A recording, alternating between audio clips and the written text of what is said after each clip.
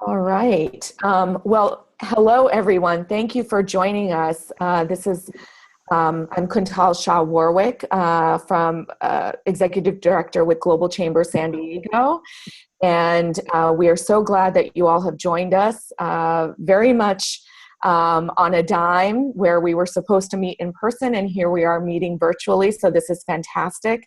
Thank you, everyone, for your flexibility. So we have, I think, a very interesting program today on increasing investment and trade with Canada. And two of our speakers are Frédéric Fournier, who is head of office and consul at the Canadian Consulate here in San Diego. And he will be followed by Rick Moore, who is International Investment Development Representative for the Government of Ontario. And hopefully they will be followed by our Executive Director in Toronto with Global Chamber Toronto, Jim Coulthart. So we will wait for him to join the conversation as well. But to get us started, I think we'll just jump right into it. I'd love to turn the conversation over to Frédéric, and please share with us what is happening in Canada and how we here in San Diego, businesses in San Diego, can do business with Canada. Thank you very much, Contal. I just want to confirm first that everyone can see the slide and everyone can hear me okay? Yes. Perfect. Again, yes, my name is Frédéric Fournier. I'm the head of office here in San Diego, leading a large team of 4 in San Diego. Pleasure to be here. Always a pleasure to talk about Canada and all the great things that we can offer the San Diego business community and all the possibilities to work together. Now, one thing I want to say is we have a new government in Canada that's not so new anymore. Elections took place in October last year, so the government is 1 year old. But one clear indication that they worked on day one was to reset the relationship with the United States.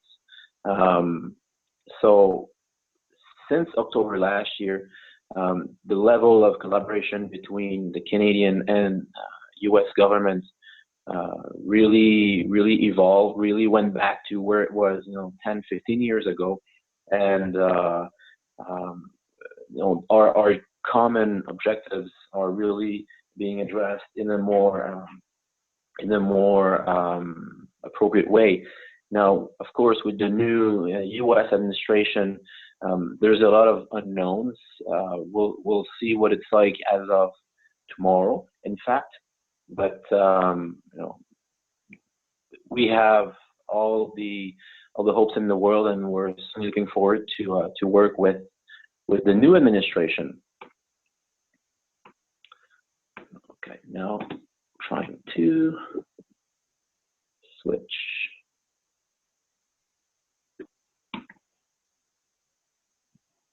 There you go. You'll recognize that map of the United States.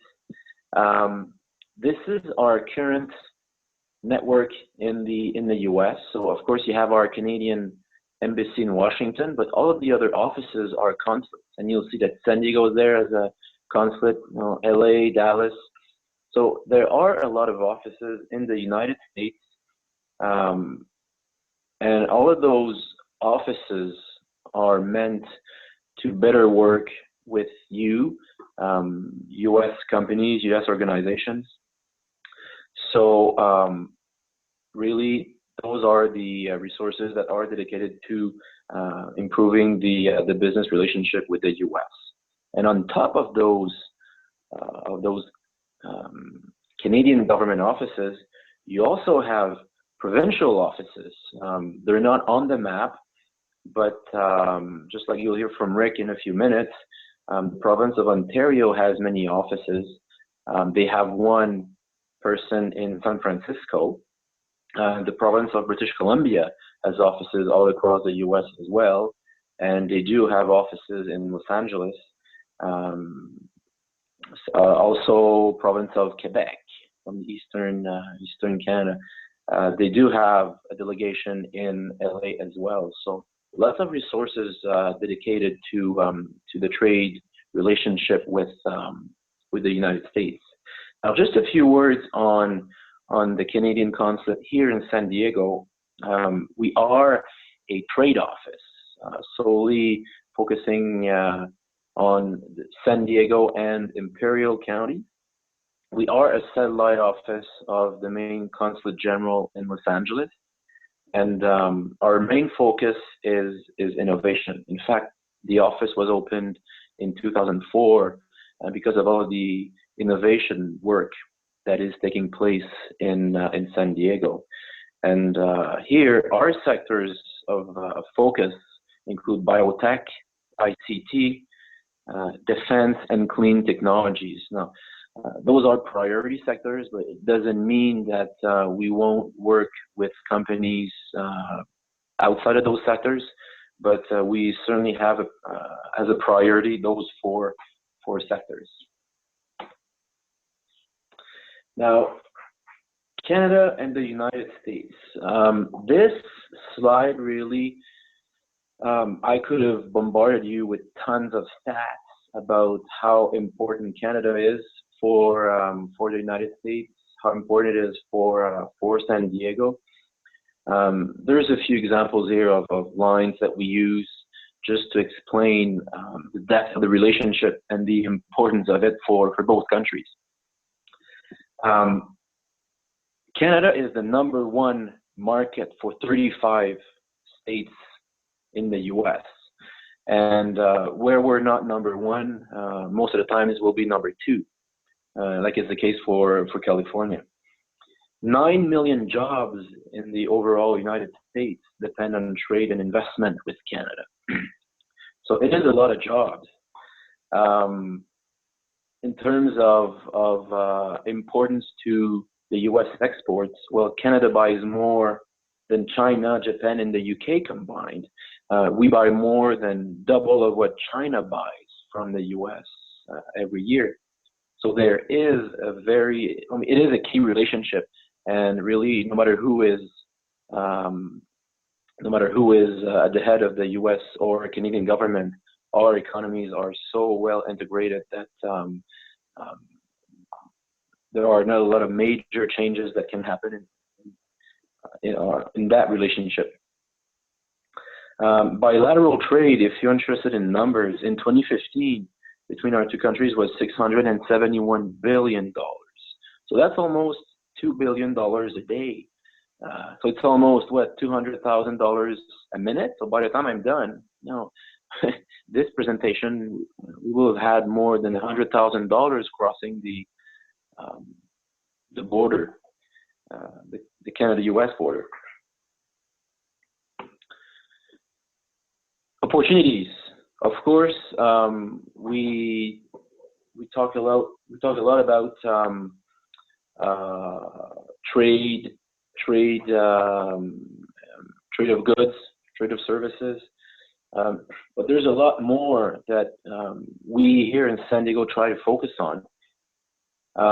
We talk about research collaboration. We talk about biotech research, ICT experiments, clean tech. Of course, clean technology. These that new priority sector really is a direct consequence of the city and the county, the new climate change action plan. The port has one, the airport has one. So we really try to adapt to the local needs and the local priorities, and we try to fit our companies in the local priorities. Now, under the clean tech, of course, we talk about reduction of emissions. That is a key priority for the city. Interestingly enough, when you consider California, you really see very similar priorities than Canada has. So it will be easy to work together on that matter.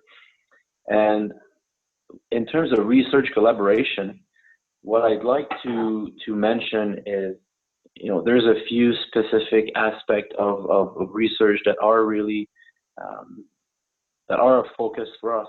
Of course, genomics, with all of the expertise that you have in San Diego, and with all the research that is taking place in Canada, we here at the Consulate try to just connect research institutes, connect funding agencies with research institutes in Canada. And there are a few examples of very successful ventures that took place in the past, and I'll go over those in a few minutes.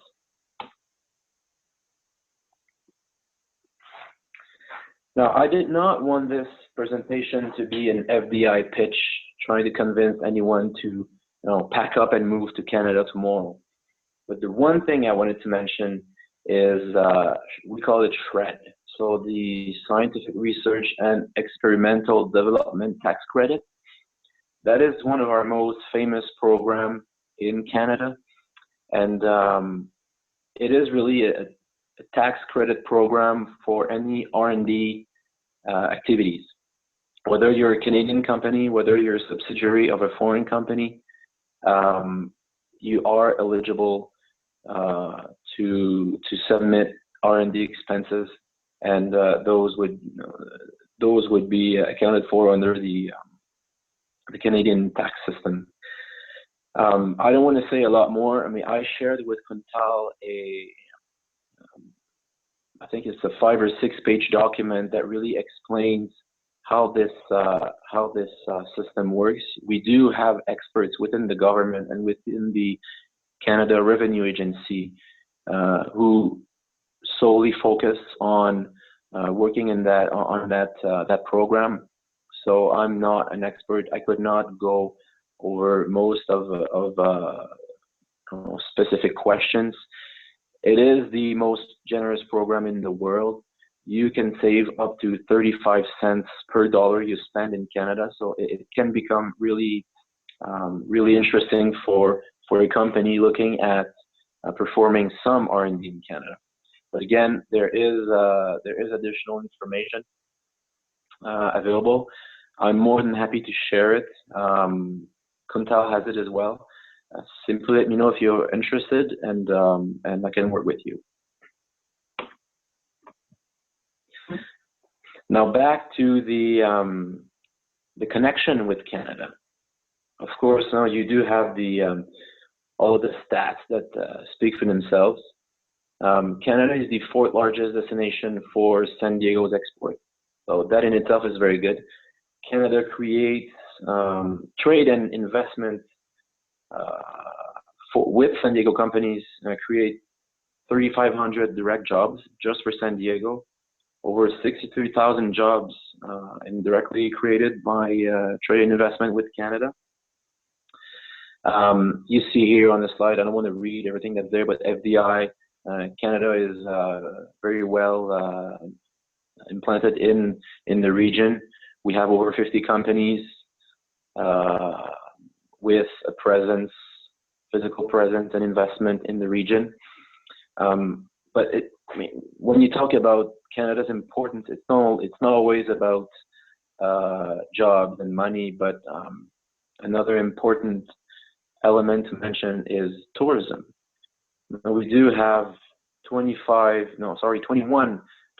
flights flying to and from Canada every week. So you see the 3 cities here. We have direct flights to Vancouver, Calgary, and Toronto on a daily basis. Vancouver being the most recent one. So it just shows how important Canada considers San Diego to be.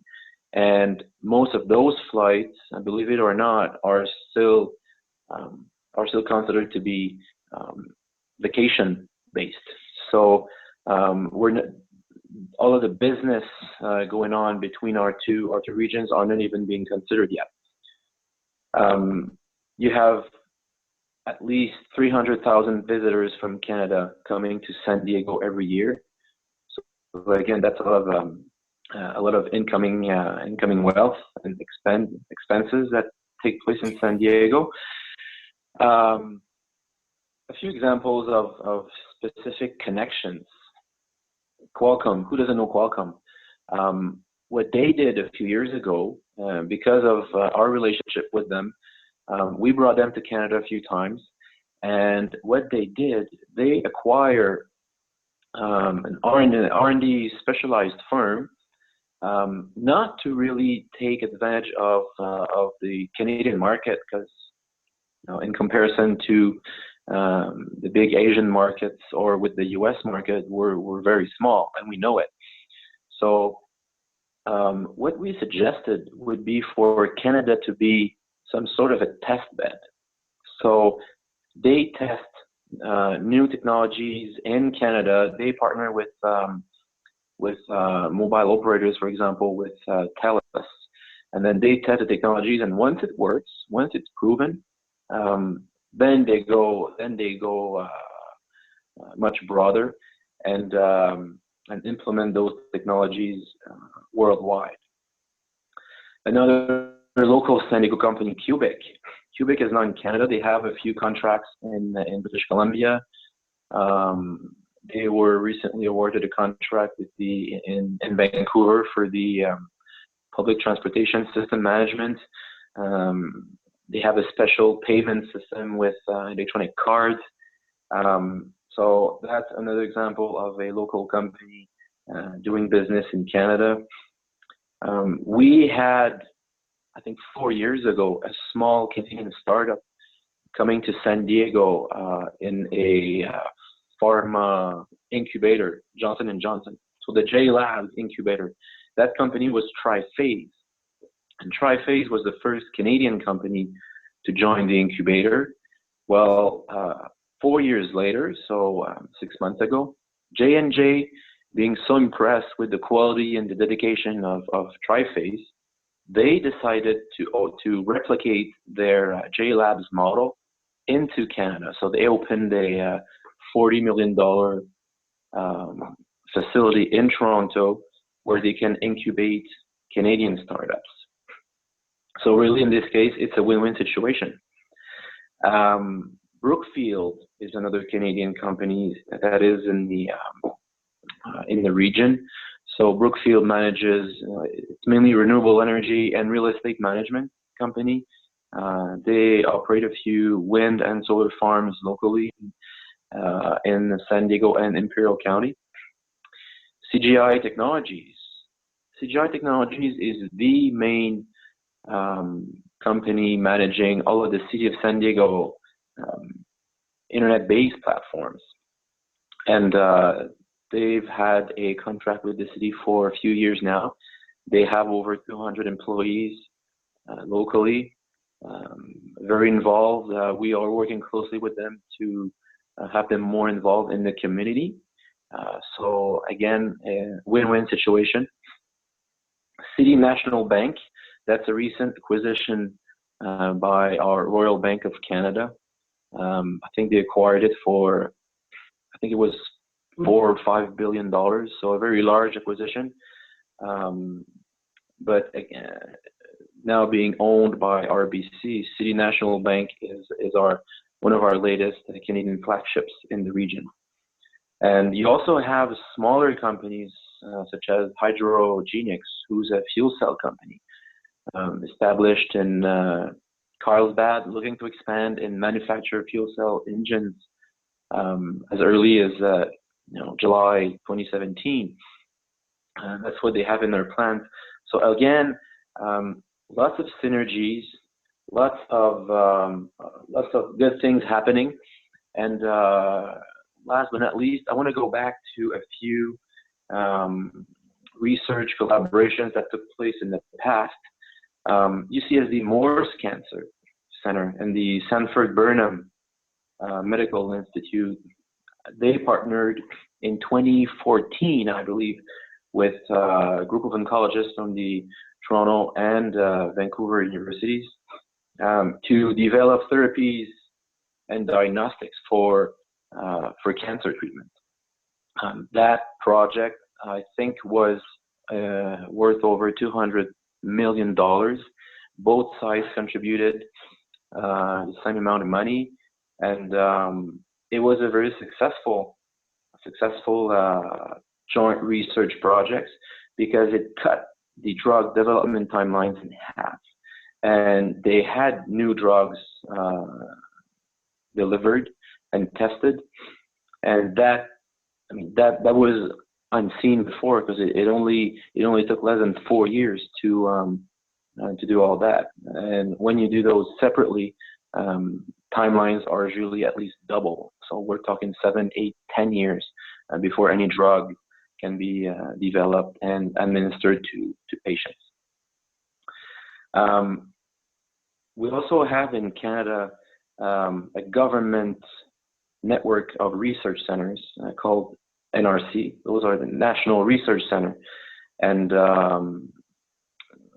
the NRC, along with Genome Canada, they collaborated with San Diego in many areas of genomics, neuroscience, cancer, and we had them, in fact, in town just last week for the PAG conference. It's Plant and Animal Genomics Conference that's taking place in San Diego every year. So every year you have the top scientists from Canada in genomics traveling to San Diego to maintain and further develop those research developments and research collaborations with San Diego. And of course, it's an international conference, so you have San Diego reps. We also have representatives from all across the U.S.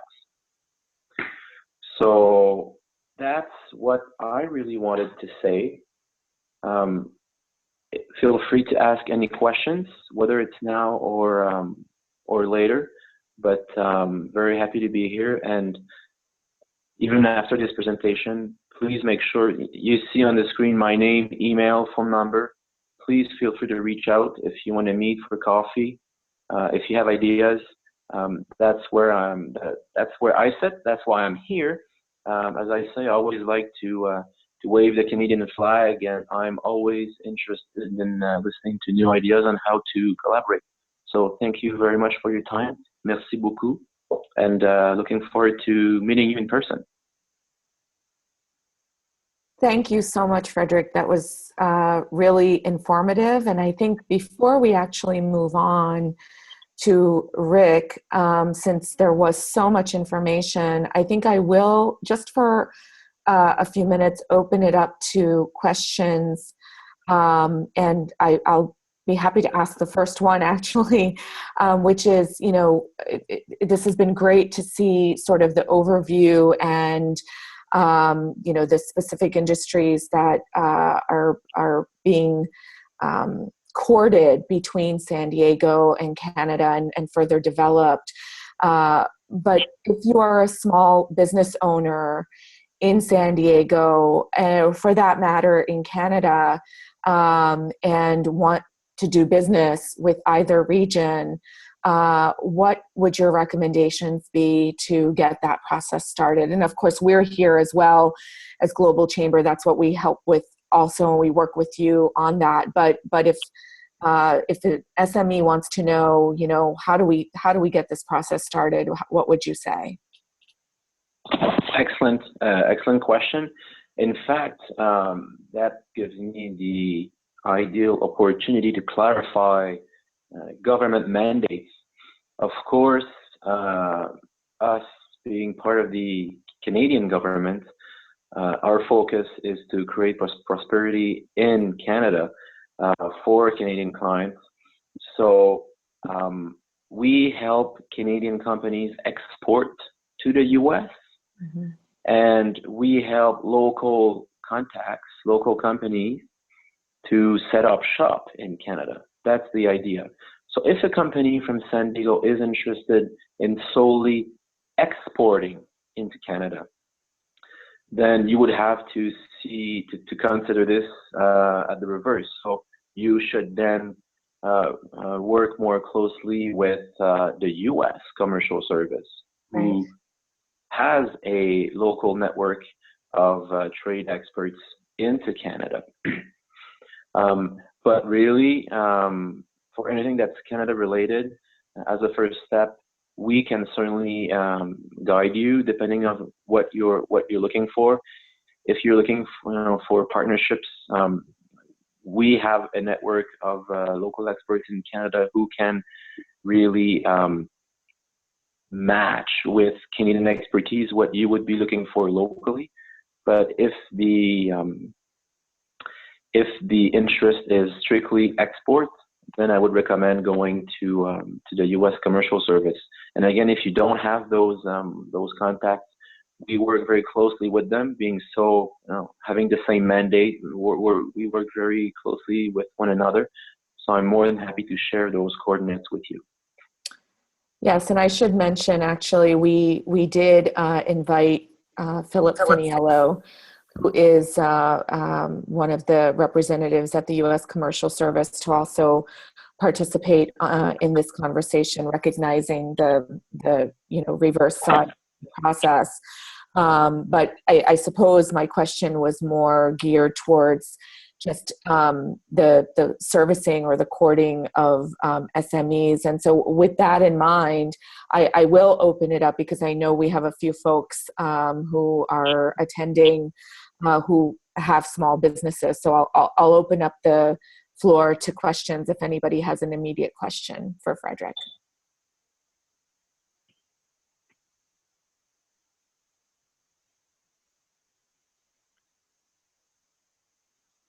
Kuntal, this is Stephen Armstrong from Maple Business Council. Hi, Stephen. How are you? How are you? Good, good. Thank you for joining us. Yes, I'm the sole person in your conference center, so I made the trip down from Orange County. So I'm glad that we could still meet virtually. Sure. I would just add that, and thank you first of all for dedicating a session to Canada. For businesses that are interested in export opportunities or just understanding the opportunity to learn more about Canada, that is our mission at Maple, to be able to provide a business community home across Southern California, including San Diego, to be able to meet with others that maybe have done that before, are planning something similar, or have the domain expertise in a particular field that could be useful to a business owner of any size, really looking to do more with Canada. So I just be happy to provide any information to folks that would like to learn more about that work. And then I would say, in addition to all the wonderful examples that Frédéric just gave in terms of Canada's presence here in San Diego, it's interesting that many times the San Diego skyline is referred to as kind of the Vancouverization of the city, because most of properties from BC has had a major presence here in San Diego in developing the buildings and the skyline. And I think it's just another reflection of the close ties between Western Canada and Southern California. Very interesting. Thank you. Yes, and we'll be happy to share information about Maple as well. Any other questions for Frédéric or for Stephen? Yes. Hi, I'm Bridget. I'm here from my company is called Bionic Sisters Productions, and I also work with the Women's International Center. And it's nice to meet you in person online. Great. I have to let everybody know that I was going to attend and keep a distance from everybody because I have a cold. So I'm actually so grateful this is online. I don't have to infect anybody, and yet I can learn all this wonderful information. And this has been brilliant. I do work for part of the year in Ontario, Canada. So I was particularly interested in what was being presented today, and whether it's answered here during the forum or later in the course of a meeting. My question has to do with service-oriented products. I have a web design company, and I was looking into all of the tax laws about performing services while on Canadian soil versus performing services while on US soil, tax ramifications. I finally figured out my business is small enough to where it wasn't a problem, but once I get above a certain threshold, I think I have to pay taxes. But those are questions I'm interested in as a San Diegan who does hope to do more business in Canada one day. Thank you, Bridget, for the question, and glad you could join us. Would Frederick or Stephen or Rick like to answer that question? I didn't hear what you just said. I heard what you said. I'm glad you could join us, but then I don't know if the connection is weak. Did everyone else hear? I was just opening it up to having your question answered by our presenters.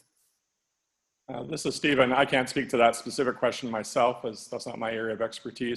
We do have people in our community that specialize in tax and accounting and legal questions that, and these are firms that help businesses on a cross-border basis.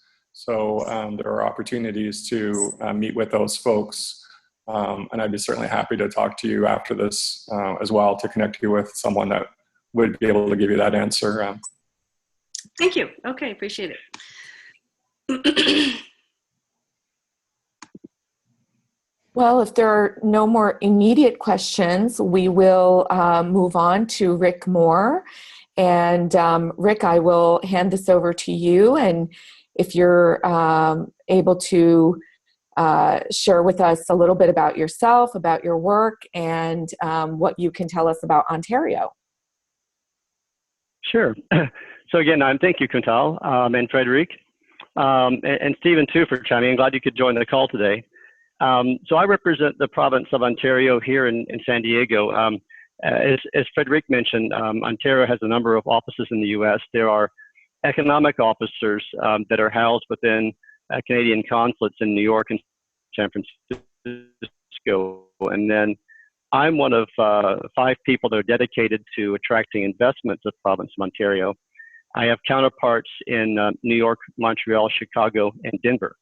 So we here in the U.S. all work with companies that are looking to make some kind of direct investment, that is set up operations. It could be an office, could be a plant, could be an R&D center, as long as there are dollars invested and jobs being created in the province of Ontario. And so I'll just give first of all, just a quick overview of the province. And then I wanted to highlight a few industries that I think are sectors of interest to U.S. companies looking to do business with Ontario or potentially invest in Ontario. If I can just figure out how to advance the slide here, I'll be okay.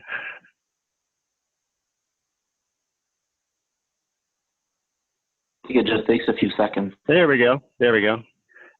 So a slight delay there, but this just shows where Ontario is situated within Canada, within North America. It is a good chunk of Canada's population, as you can see. It's home to the capital of Canada, Ottawa, and its largest city, Toronto. And most people aren't really aware of how large Toronto is. Toronto is actually the 4th largest city in North America. And you see here on the list, it trails only Mexico City, New York, and LA. So it's a good bit bigger than many other American cities. And it's also within close proximity of key markets, especially in the Northeast and central part of the U.S. So you can see on the map there how about an hour and a half flight to Chicago, less than that to New York, Boston, other places in that very densely populated northeastern corner of the U.S. There are a few advantages I wanted to draw your attention to when it comes to doing business with or investing in Ontario. First and foremost, there's the workforce, which is actually much better educated than ours here in the U.S., highly skilled and more diverse also than in the U.S. market. Its economy, I mentioned before, is a good chunk of the Canadian economy, representing almost half. It's also bigger than many national economies. In fact, it's bigger, as you see here, than Sweden and Switzerland. The costs are a good bit lower, usually around 15 to 30% lower than the cost of doing business in the U.S. and lower than other similar developed countries. And the quality of life is also very high. Canada and Ontario are often ranked among the best places to live. In fact, I wanted to show you a couple of examples here to illustrate those points. One here, this just gives you a sense of where the educational attainment is in Ontario and Canada versus the U.S. Roughly 67% of Canadians have some kind of post-secondary, that's post-high school qualification or degree. It's rather embarrassing to see that the U.S. here is down closer to 45%. So there's a big difference in terms of educational attainment between Ontario and Canada and the US and other similar economies. And I wanted to mention that there are dozens of universities in Ontario. There are a couple of big ones. In fact, if you were to throw in the University of Toronto and the University of Waterloo into the mix of US universities, they probably come out in the top at least 20 or 30 universities. These are world-class institutions you see here. The University of Toronto is ranked second in the world in terms of research. It's of a size comparable to most major state universities in the US, very strong in computer science and technology. The University of Waterloo is also renowned, and especially when it comes to engineering and computer science. In fact, it's second only to MIT in the number of engineers that are turned out every year. I also wanted to mention about the University of Waterloo, that's a key attraction to many IT companies looking to set up in Ontario, because oftentimes they become familiar with Waterloo in the province of Ontario thanks to co-op students. So the University of Waterloo has a program where you take 5 or more years to graduate, and basically your year's divided into 3 4-month trimesters, and you'll spend 4 months actually working in industry in a company, and then 8 months of the year in school. And you repeat that cycle every year. So at the end, graduates from the University of Waterloo generally have about 2 years of experience working in the private sector, which is why they're so highly regarded and highly qualified at the time of graduation. And also wanted to mention that Google, before investing in Ontario, looked at all their staff and tried to figure out which universities produced the best performing graduates at Google. And the University of Waterloo came out on top because, number one, it's a prestigious school, it's hard to get into, but I think more importantly, those who enter Google or any other company have some practical experience and have a good idea as to what type of company, type of culture is best suited to their objectives and their background. So those are key reasons why why Ontario and Toronto stand out in terms of a place to invest. And then I also wanted just to kind of talk about the overall cost, which is the next major factor. This just shows that 15% differential. And actually, when you get to the IT and the service sectors, that cost differential is closer to 30%, just because the salaries are so much higher in the US, especially in California, for those highly skilled positions. And this just illustrates the difference in tax rates here. Again, a big difference, big savings here, and that US companies are generally paying a combined federal and state rate of about 39% compared to Ontario at 26.5%. And finally, getting to that last point about quality of life, the EIU stands for the Economist Intelligence Unit.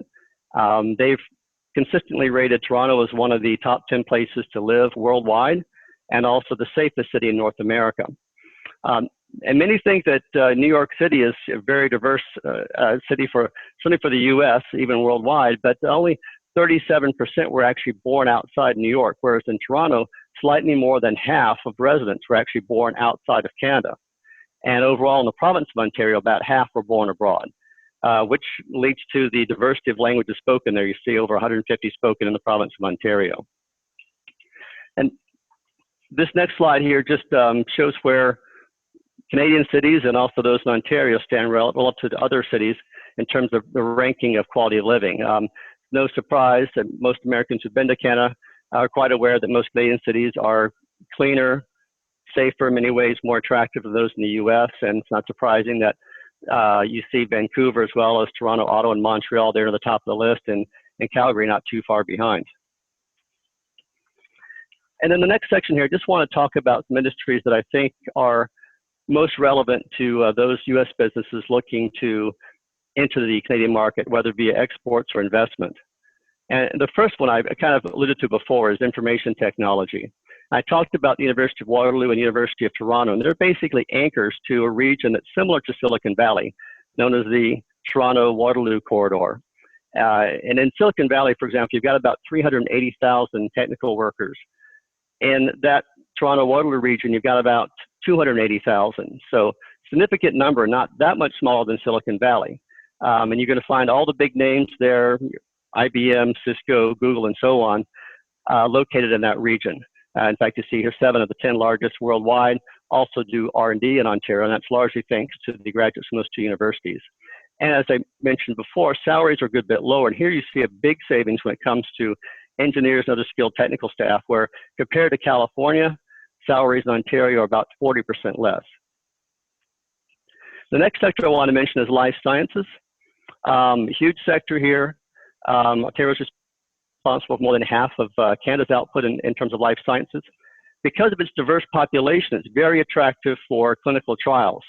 As oftentimes it's important to study the effects across as diverse a population as possible. And there, getting back to the fact that so many immigrants are in Ontario and in Toronto, it's a very attractive place for conducting clinical trials. There are also a good number of academic research hospitals, and as Frédéric mentioned, J-Labs is also in Toronto, along with other cities. And Toronto is generally considered to be among the top locations, top clusters for life sciences in North America, along with Boston, San Diego, and San Francisco. The next sector I wanted to highlight is financial services. The second biggest market is not after New York, not Chicago or San Francisco, but Toronto. It's also home to the 5 largest Canadian banks. Even the Bank of Montreal and the Bank of Nova Scotia had their headquarters in Toronto. So it's clearly the center for financial services for Canada, one of the biggest centers in North America. And as you see here, also has the 9th largest stock exchange in the world. And then we'll get into advanced manufacturing. Aerospace and defense, a big sector here in the San Diego region. As Frédéric mentioned, we have many local companies such as Cubic, and SAIC, Northrop Grumman, that have a presence in Ontario or elsewhere in Canada. There are a large number of companies there that supply that industry, a large number of workers involved, and as you see, $6 billion in sales just from the province of Ontario, and the vast majority of that is exported to the US and other markets. And then finally, I want to talk about automotive. And this may surprise a lot of people, but there are actually more cars produced in Ontario than in Michigan. And Ontario is the only state or province that has 5 major assemblers. You see there, Chrysler, Ford, GM, Honda, and Toyota all have plants, among them 12 plants in the province of Ontario. And with that, a huge ecosystem of suppliers, die and mold makers. And then I wanted to touch upon some of the technology that's influencing the automotive sector, especially with regard to autonomous or driverless vehicles. Now, many of you are familiar with BlackBerry. Their subsidiary QNX is one of the leading companies in the autonomous vehicle market. And most of you use QNX, although you're not aware of it, because QNX is to cars what Microsoft is to PCs. That is, it is the dominant operating system. It's in 80% of vehicles. So when you look at your dashboard to see the fuel level, to see the air pressure, things like that, when you use your stereo, when you want to sync your phone with your car, all that is usually handled by a QNX platform installed on the vehicle. So it's a very big and successful company in Ontario and attracting lots of other investment. In fact, Apple has recently hired a top QNX executive and leased office space across the street from QNX, leading to rumors that the future development of a potential Apple car could be based in Ontario, in this case, in Ottawa. There are many other things going on in terms of autonomous vehicle technology. GM, in fact, doesn't do their R&D for this technology in Detroit or in Silicon Valley. They're doing all of that in Waterloo. And Ontario also, at least the last I heard, is the only province in Canada that allows the on-road testing of autonomous vehicles. So that's a very quick kind of overview of Ontario, and I think some of the sectors are likely to be of interest to American companies. If you want to learn more or have any questions about what it takes to invest in the province, how to get information or contacts, feel free to reach out to me. There's my email address. And you also find a lot more information on the website, investontario.com. Thank you. Thanks, Rick. This was great. Thank you so much for that presentation. It's great to hear a little bit more about a specific region in Canada. And with that, I'll once again open it up to the floor and see if anybody would like to add anything else, or if you have any specific questions for Rick.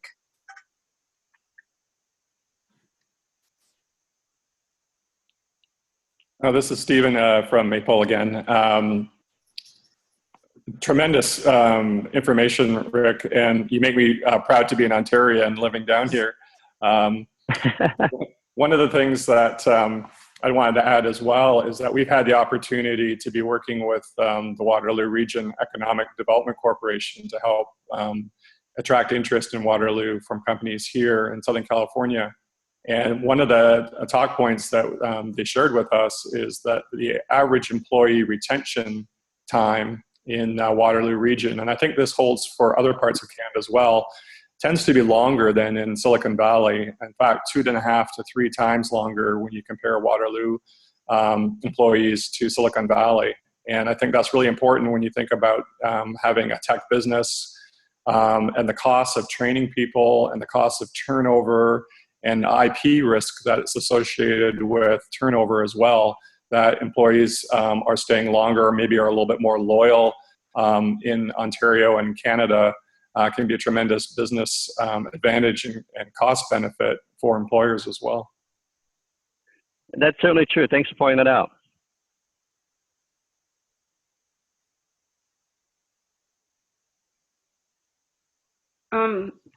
So this is Bridget again. Thank you for that wonderful presentation. I just wanted to add too that what I find so exciting about Ontario being a world leader in business is that the province, I believe, made illegal the use of pesticides. If it wasn't this year, it was last year. And I think that it's something that's coming very slowly to eco-conscious California, and the rest of the world needs to follow. And I think it's wonderful that Canada puts their right foot forward when it comes to environmental awareness and sustainable business practices. So I just want to thank the country as a whole, especially Ontario, for leading us. So thanks for the great presentation. I learned a lot. All right. Thank you, Bridget. Well, I do want to just take this opportunity on, the cusp of a new administration coming in. If our speakers, and Stephen, if you'd like to chime in as well, could speak a little bit to what may be Canada's priorities and focus in light of potentially a changing relationship or a change in the administration in the United States, and perspective on trade relations as well. So, would love to hear your thoughts, Frédéric, Rick, and Stephen. That's the $1 million question, right? I realize that, but it has to be asked. So I know there's a lot that's unknown, but perhaps there are some thoughts or ideas moving forward that we can all benefit from hearing from. From a federal government perspective, what we've seen since the election of Mr. Trump is really, well, first, we realize locally that there seems to be a wait and see mode for most companies. But one thing that we've seen change internally is really, without really knowing what will be done, what we want the new administration to understand is how not of a threat Canada is. Canada as a whole, but Ontario, every province individually, we are partners. We want the new administration to understand, for example, that an auto job in Ontario is not direct competition to Detroit, Michigan. In fact, the two industries are so well integrated that they could not do as well if they were separated. So we're partners, and we contribute to the U.S. economy. The U.S. economy contributes to the Canadian economy. For now, internally, that's what we've been working on, try to adjust the messaging to a more, it's a different tone, really. the FDI, we don't know what's going to happen. I mean, will all the the major companies wait for 6 to 8 months before they do any move? They make any move to Canada? What if the corporate tax rate goes down? What will be Canada's reaction? That I don't know. So there is certainly a lot of questions in place, in the air, but we don't have an answer to all of them. I'm trying to think what else I could answer. I could say, that's beneficial to the crowd.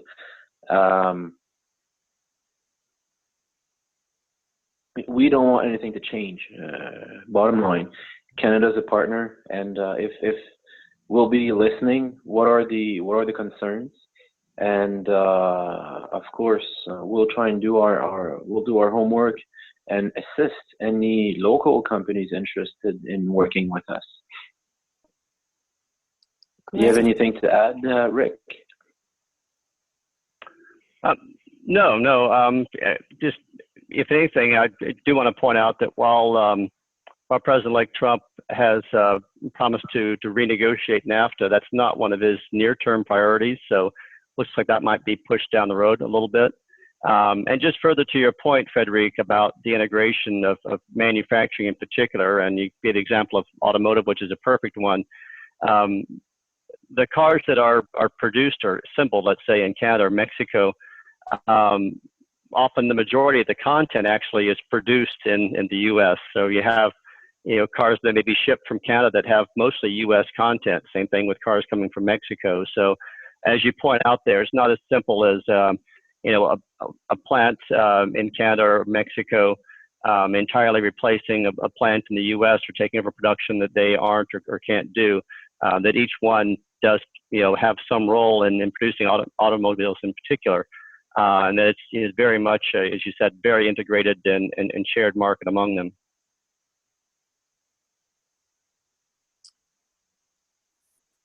That's exactly what I was actually thinking about was the NAFTA issue, and so that's very helpful to know. Stephen, any other thoughts just in representing Maple here locally?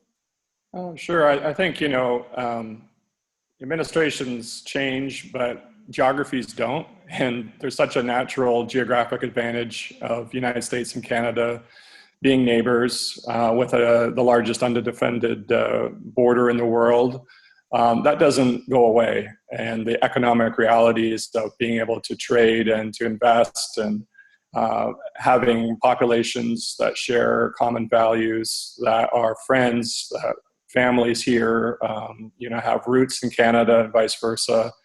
And the partnership and the friendship and the economic cooperation that has existed for so long supersedes, any individual administration change. And yes, that can be tested at times, and priorities can change. But in the face of what makes economic sense in terms of being able to do business so well together, that's going to prevail, I think, in terms of what are smart business decisions. And I think everyone is approaching the new administration with the spirit of partnership and working together. So I'm still confident that we will continue to build on a wonderful foundation.